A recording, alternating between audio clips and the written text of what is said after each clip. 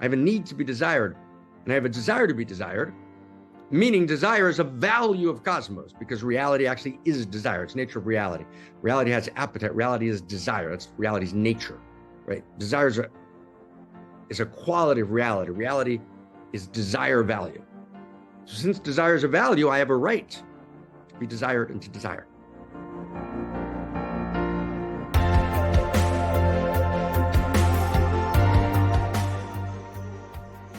Are we ready? Are we ready? Here's our intention.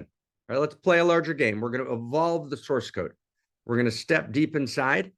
All right, so I'm going to, with permission, everyone, I'm going to take advantage of kind of a smaller, more intimate crowd, which I thought might happen on Easter, and see if we could just kind of find each other really deeply. I want to kind of go in and take one more big step with you. And then with that step, we'll kind of head deeply into this week.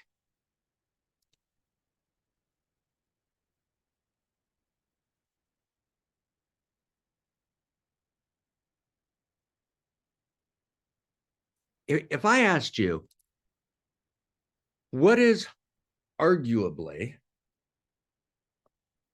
the single most momentous breakthrough of the last 500 years, right? The single most momentous leap in the evolution of consciousness, which is the evolution of love in the last 500 years. So the answer would be, at least in great part, the emergence of a new structure of consciousness that existed in certain places before, but had entered into the center of gravity of society. It became part of the center of gravity of public culture, at least in large swaths of the world. Renaissance and post-Renaissance, the Western world, although it began to ripple into the East as well, although it took more time for that kind of time bomb to explode there. And that would be the notion that human beings have rights, but not only all human beings have rights, or said slightly differently, there's a universal set of human rights. Okay? There's a universal set of human rights. That's a very, very, very dramatic idea, which, if you're watching very carefully, could easily disappear. We grew up with that idea. It's kind of our North Star, our axis mundi, right? The ground which we rested in, the soil that nourished the air of freedom and justice that we breathed in the West day in and day out, with all of its tragedy and with all of its weakness and with all of its flaws. And that idea is being challenged world over. Putin mocks it. Xi in China talks about the need to get rid of the poison of the Western idea. And the first idea that he regularly cites is this idea of rights, universal human rights. I'd be very, very, very careful. I'm going to do a very, very small break on this, Lane. I'd be very, very careful, right, to before I would compare, right, Netanyahu to Putin and to Xi. Netanyahu is the prime minister of a democracy, a fifth of which are Arab. Stay really close with me, right, who serve in the army. It's probably the most thriving pluralistic democracy in the Middle East. So be very, very, very careful, right? Be very, very careful. One of the things I kind of just insist on here And I mean this, Lane, with so much tenderness, so much love. Like, Matt, if you were here, I'd give you a big hug. Okay. Right. So you gotta go slow. I'm not gonna go down this road now, Lane. Right. But again, the UN has given many mandates.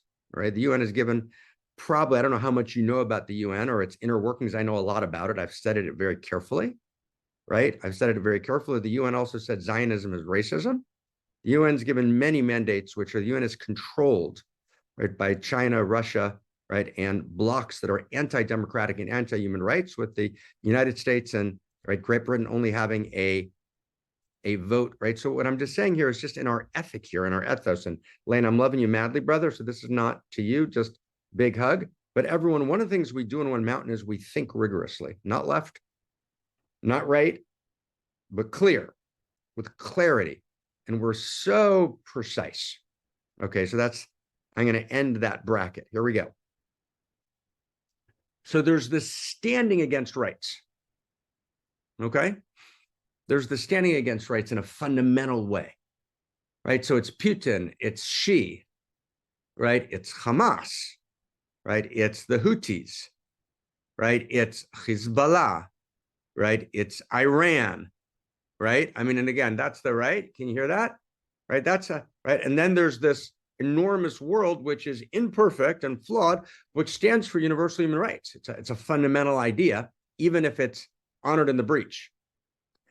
Now, it's not only that there's these groups that are lined up against the idea of rights, but actually in the Western world itself, if you check the studies, right, all across, right, you will actually find out that the basic notion of democracy and its sister notion of universal human rights is more and more and more devalued, less and less honored, more and more mocked, right, among the millennial generation and younger, all people who grew up in democracies and who actually have no idea what it actually means not to live in a democracy, has no idea what it actually means, right, not to live in universal human rights. So in other words, you've got this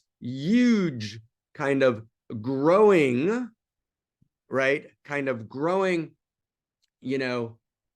mocking of the basic idea of human rights, right? All by people who are using the sacredness of human rights, right, of universal human rights. So universal human rights means I have a right to a fair trial.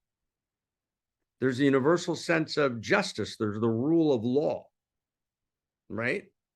Right? Human rights means that there are, kind of a fundamental set of protections, right, that are in place, right, that are about, right, a universal standard of kind of goodness, truth, beauty, core human rights.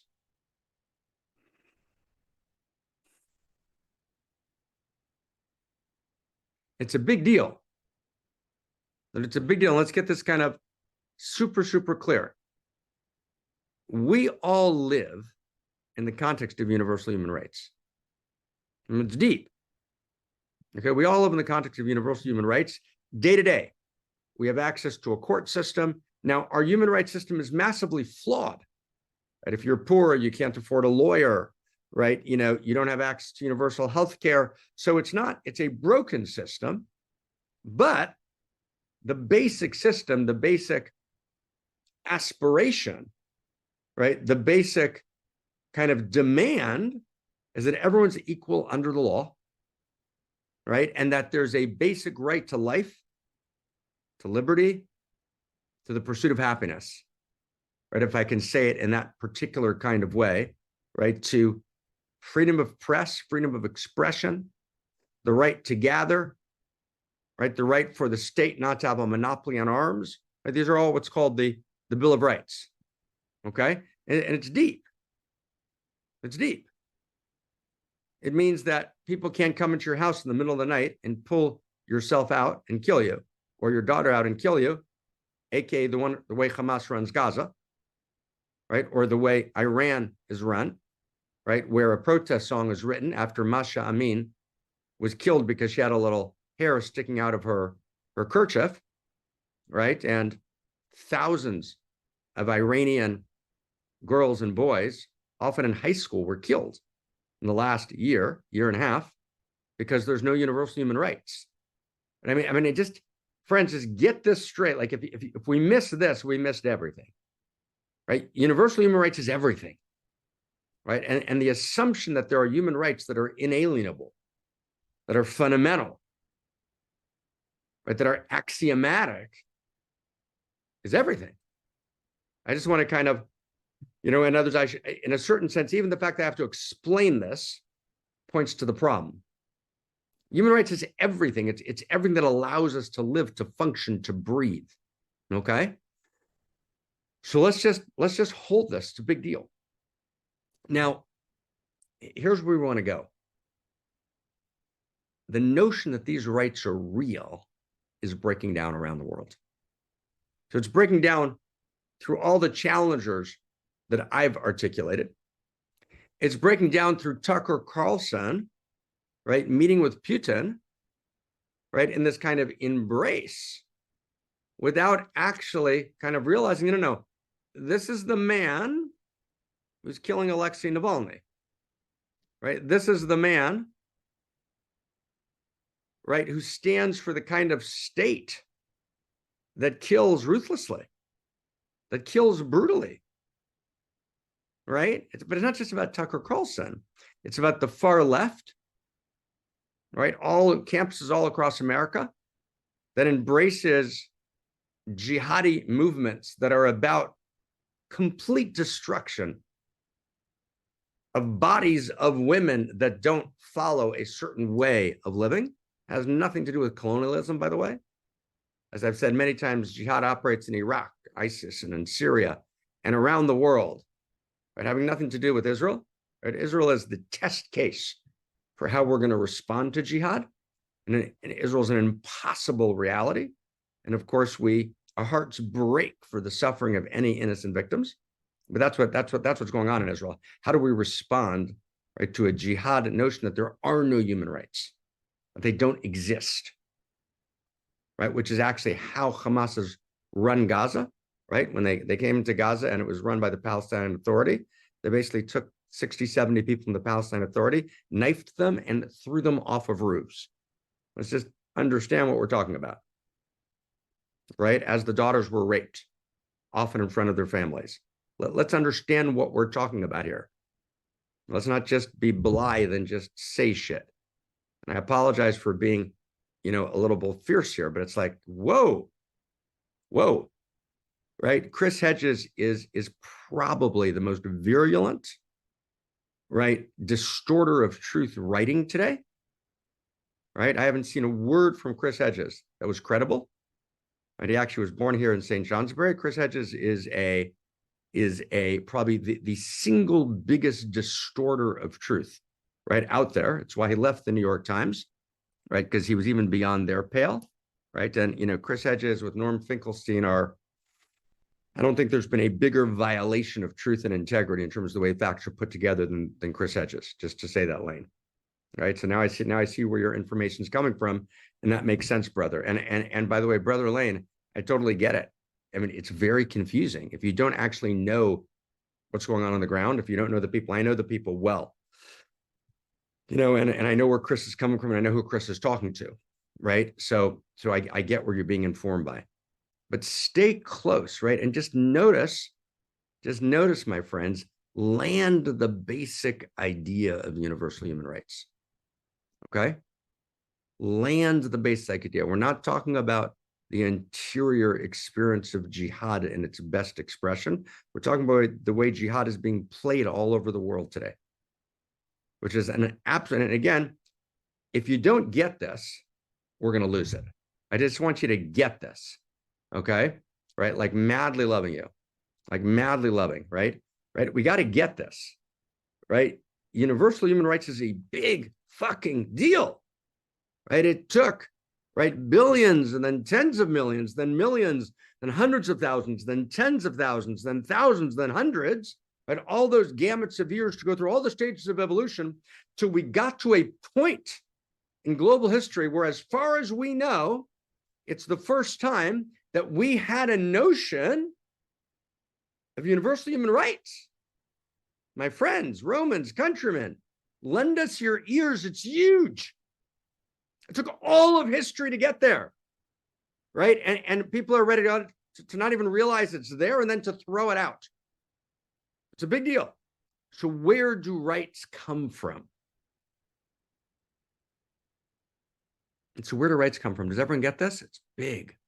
Where do rights come from? Does everyone get that? Where do rights come from? So we've lost the answer to that question. So I can't say this more tenderly, and I can't say it more fiercely. If we cannot understand where rights come from, we will lose human rights, right? The universal human rights that are enjoyed in the world today for the last several hundred years in the breach and all of their imperfection and all of the, right, it's such an incomplete and flawed story, but it's the greatest evolutionary advance in the evolution of love that reality at the human level has ever been able to achieve in history. Okay, does everyone get this? It's like, whoa. So if we can't ground those rights in something, we lose. Does everyone begin to get this? It's like, wow, right? And what are those rights grounded in? You know, I was reading another article. I have it in front of me. I think I might have mentioned it in passing last week. It was the cover story of New York Magazine a couple of weeks ago.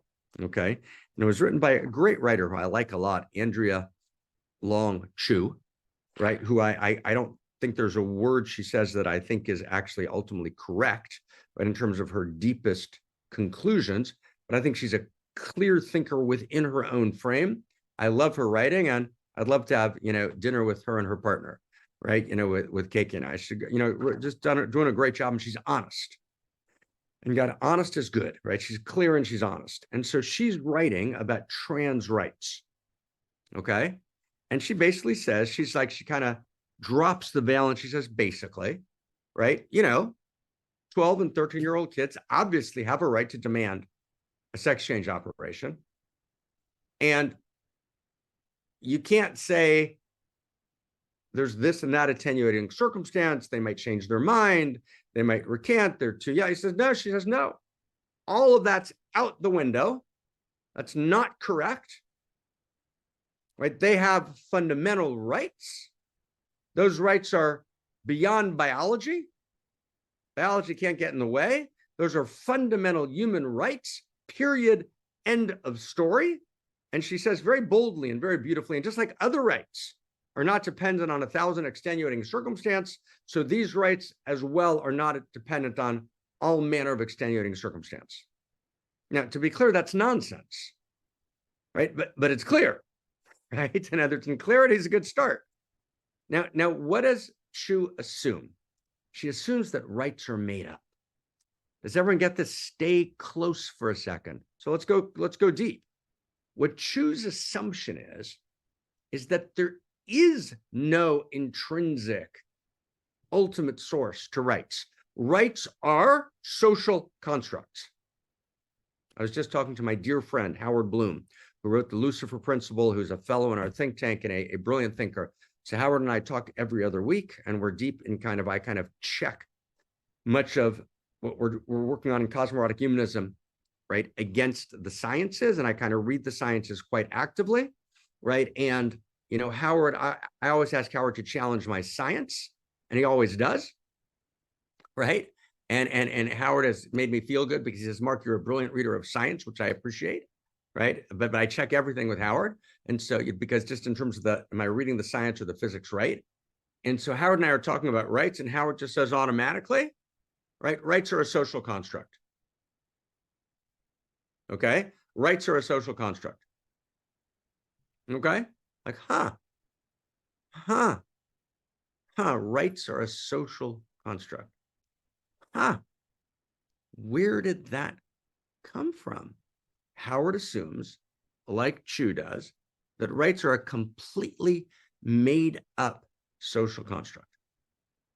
So we need to ground rights. Now, Becca, my friend, and that's the Easter, so we're relaxed today. I'm just chatting with people a little bit. Becca, you've been reading David Graeber, and in the sources that he cites that talk about, for example, Iraqi leaders, right, being, affecting the Constitution, right? And that's actually correct. Graeber is actually correct. The historian who passed away, who wrote, I think I have all Graeber's books here, and I leaf through them occasionally. And Graeber talks about, in fact, an enormous movement from some of the native tribes in America to, right, come to Europe and kind of begin to establish rights. But Becca, just tenderly, you understand that the American tribes were butchering each other.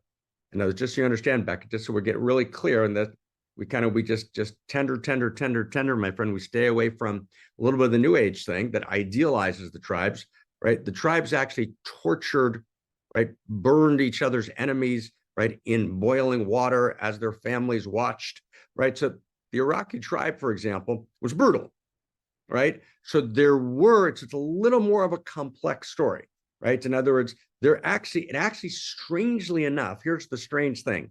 I know this is an uncomfortable thing to say, but a bunch of European white men, right? Sorry about this, actually articulated what was ultimately the most advanced universal vision of human rights. Now, that vision was flawed. It was a shitload more developed, right, than actually the Iraqi vision, right? The tribes in America were beautiful and gorgeous in many, many ways, and they were brutal, unimaginably cruel and brutal, right? In ways that are just actually indescribable, right? That level of cruelty. And we never talk about that. So we kind of, right?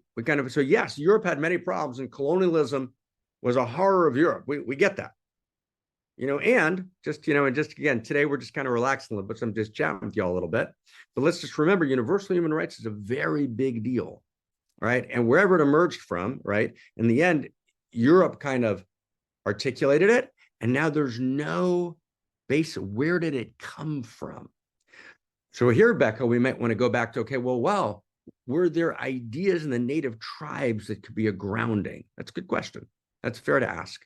So let's go deep for a second, because this is really what we talked about last week. What did we say last week, friends? Okay, what did we say last week? Right, and of course, the notion of human rights that explodes in the Renaissance obviously has earlier sources. It has earlier sources in Isaiah. It has earlier sources in biblical texts. It has earlier sources in Islamic mysticism. It has earlier sources in the Magna Carta as well, right? So it's never one day to the next. But what I said very carefully was, Brother Lane, right, that the Renaissance and post-Renaissance is when, right, universal human rights, which the Magna Carta wasn't, universal human rights become the center of gravity of society. Okay, it's like, okay, so stay close for a sense. Okay, stay close. Okay, stay close. So what's the source of rights? Where do rights come from? Okay, now go really straight. Where do rights come from? Okay, so this is what we tried to lay out last week. And let's go like tender, friends. Heart open, so tender. Where do rights come from? So here we go. I'm just going to say it in a couple of sentences. 1, absolute need, clarified need. What I truly need, I have a right to. Absolute need creates rights. 2, absolute clarified desire, not desire for a new car, although be nice, but clarified desire, right? What we call my deepest heart's desire, right? The deepest desire that lives in me when I open up what I called a number of years ago, I coined the new phrase, the eye of value. When I open up the eye of value and I look deeply into reality and I see reality with the eye of value, which is the eye of consciousness, which is the eye of the spirit, which is the eye of love, the eye of contemplation, And I go deep and I clarify my deepest heart's desire. My deepest heart's desire is a right. Why?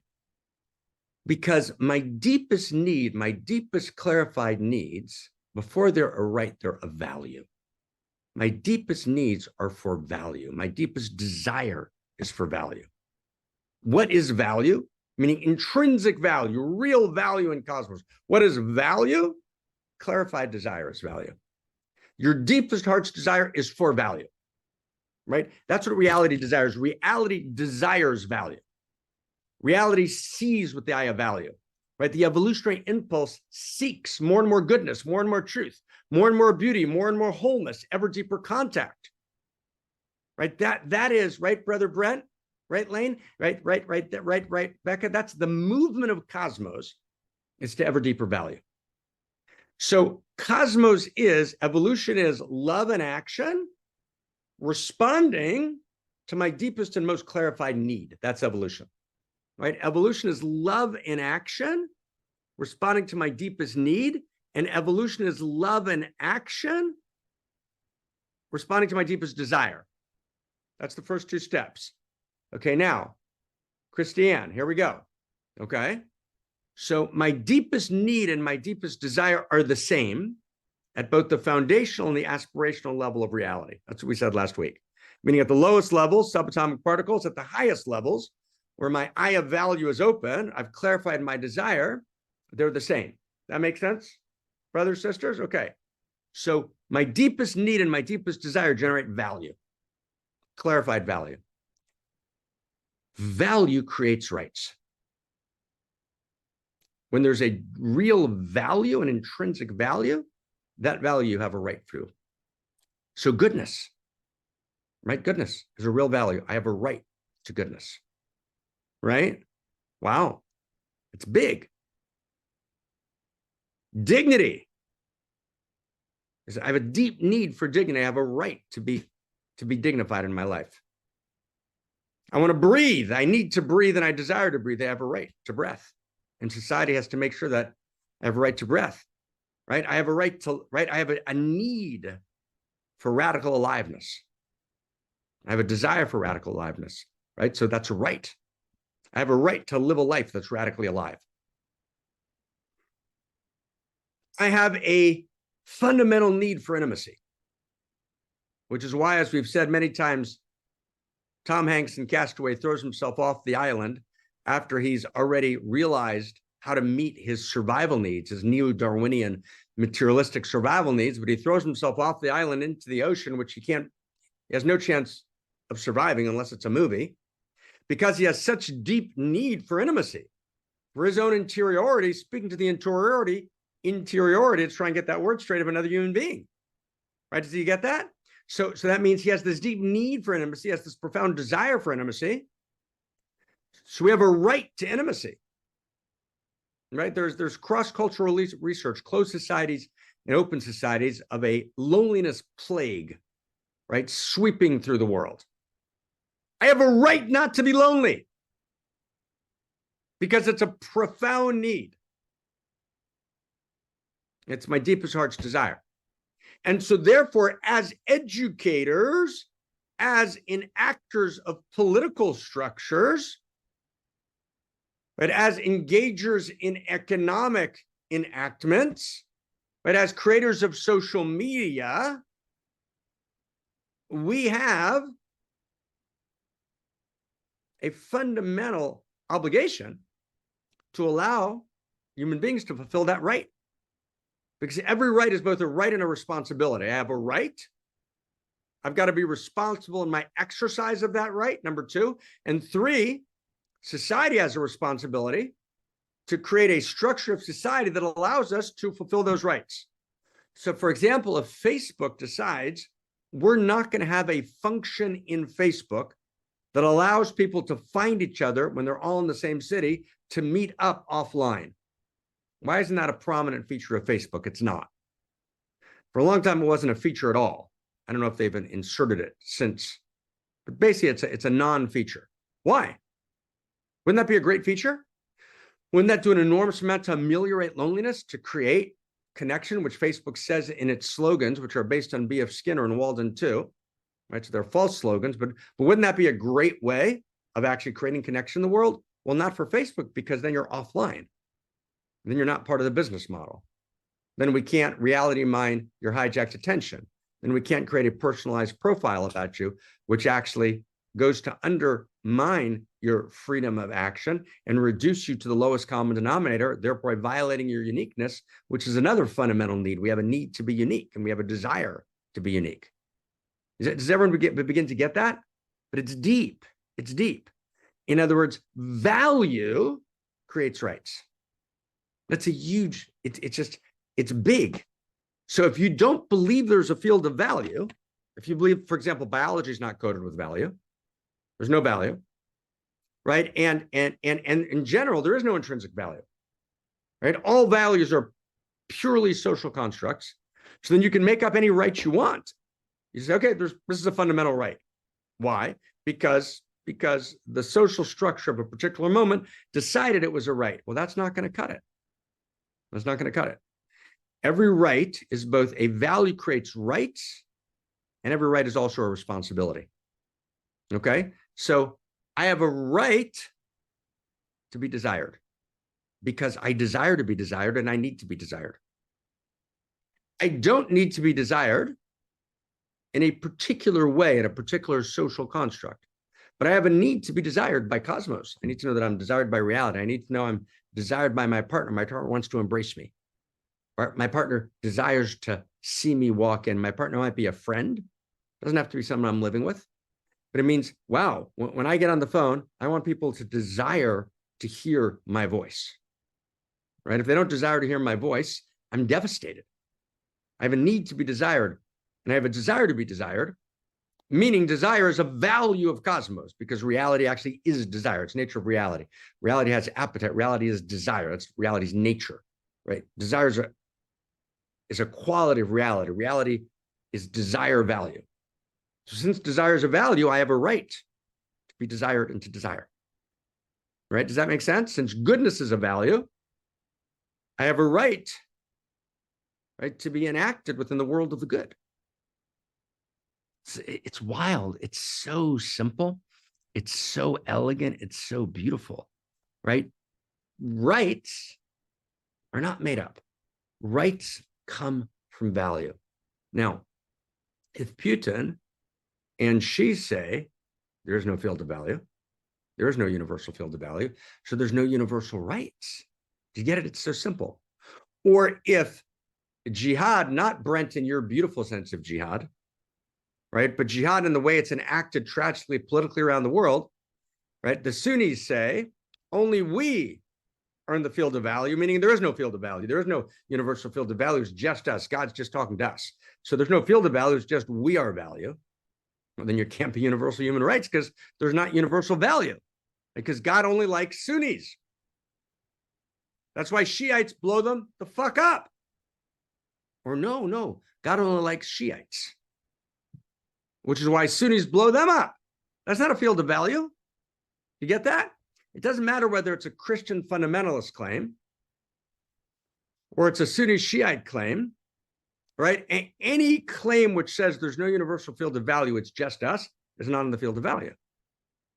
So Putin and Xi, and paradoxically, Iran, Sunni Shiite, right, Hamas, Hezbollah, Houthi, etc., Christian fundamentalists, etc., not in the field of value.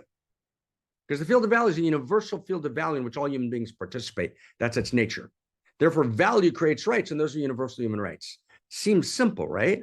But it's not. It's a big deal, right? And it's a big deal. Now, I don't have a right to exercise rights without responsibilities. So I can't say, I have a right to sex with you, whether you want it or not. That's true. That's a disaster, right? Because rights and responsibilities. Right? Now, rights are not just my rights. It's my rights in a unique self-symphony, which everyone has rights and everyone has responsibilities, right? And that's what Kant called the kingdom of ends, right? The kingdom of ends, right? Rawls talked about that, right? This world, this integrated world where everything points to everything and all rights and responsibilities interact together in this beautiful, unique self-symphony. Without that, there's no game. Do you understand that, my friends? It's a huge step forward. So that's what we said last week. So if we want to protect attention from being hijacked, it's not enough to write 10 books screaming at the techplex. I've got to establish, no, there's an I of value. 1, 2, there are first principles and first values. 3, I've got to respond to value theory, which destroyed first principles and first values. 4, but accept the legitimate critiques of postmodernity of value theory, which were important and good, and then answer them, and then articulate a new notion of first principles and first values, which are evolving first principles and first values. First principles and first values are not fixed, as postmodernity said. They've got a basic ground, but then they evolve. So there's an eternal Tao that's an evolving Tao. There's eternal values that are evolving values. That's exciting. Okay, great. Right, so within the field of value, I can actually access value. How? To the I of value. How do I find the I of value? What activates the I of value? And this is the big new sense. Big new sense. My friends, Romans, countrymen, right? Country women. Maybe not Romans, friends, I don't know, Assyrians. Country women. Lend me your ears. Okay, it's beautiful. What's the methodology of the I of value? Desire and need. Desire and need disclose value. You get that? Right? It cuts beneath the eye of the mind. It's more primal, right? My deepest clarified need and my deepest clarified desire disclose value, right? And as desire and need activate the eye of value.